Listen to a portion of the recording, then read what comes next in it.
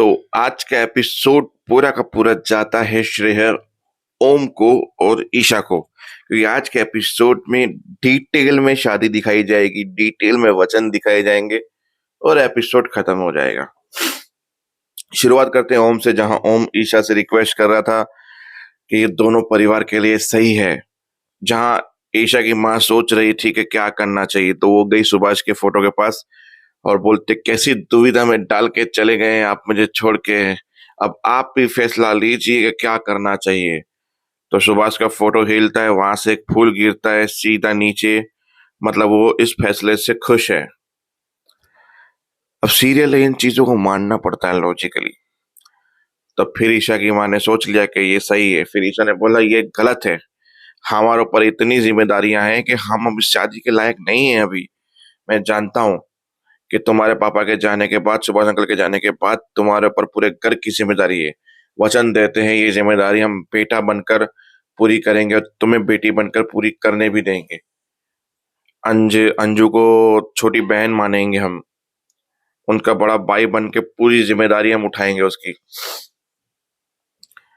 फिर ईशा की माँ के बोलती है, सही कह रहा है ओम, गलत नहीं कह रहा ईशा, बस अब मान जाओ, यही सही है। अगर तुम्हारे पापा होते तो वो भी यही फैसला लेते, इसी में दोनों परिवार की भलाई है।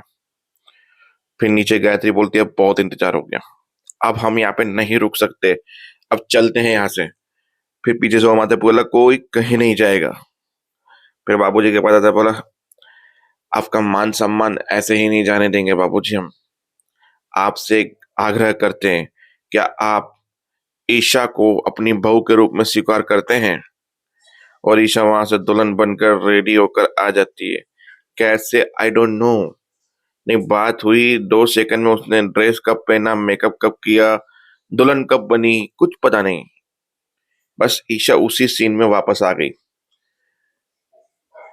जहां गायत्री ने बोला मजाक चल रहा है ना, ये छोटी बहन ना सही तो बड़ी बहन, या कोई रिप्लेसमेंट चल रहा है। बाबूजी मना कीजिए इसे, ये क्या हो रहा है यहाँ पे, मजाक चल रहा है यहाँ पे। फिर बाबूजी स्लो मोशन में गए और पहुंचे ईशा की माँ के पास। ईशा की माँ के हाथ जोड़े, मतलब ईशानी की माँ जो है उसने हाथ जोड़े के देखो, छोटी बेटी की भरपाई तो बिल्कुल भी नहीं है, बस ओम को बेटा मानने की इच्छा है, वही चाहते हैं, आगे आप जैसे सोचे। बोला, मुझे आपके फैसले पे गर्व है और मैं खुश हूं इस फैसले से। शाबाश ओम बेटा, सही किए हो तुम। ये सब चीजें होने के बाद गायत्री ने बोला, बाबूजी गलत हो रहा है ये। जगदीश बोला है, शांत हो जा। बोला, जगदीश तुम रोको, या तो ये शादी मैं रोक दूंगी, क्योंकि उससे घबराहट हो गई है कि ईशा जैसी लड़की अगर राम भवन की बहू बन जाती है तो ईशा और ओम मेरी जिंदगी जंड बना देंगे, मैं राज नहीं कर पाऊंगी, ईशा मेरे घर की बहू कदा भी नहीं बन सकती। मैं एक ओम को झेल नहीं पा रही और ईशा, दोनों की दोनों मेरी मुसीबत मेरे ही घर में रहेगी, मैं नहीं चाहती है। अब मन में तो बहुत कुछ सोच रही है, पर जगदीश ने बोले, तुझे मेरी कसम, चुप रहो तुम गायत्री, जो हो रहा है उसे होने दो।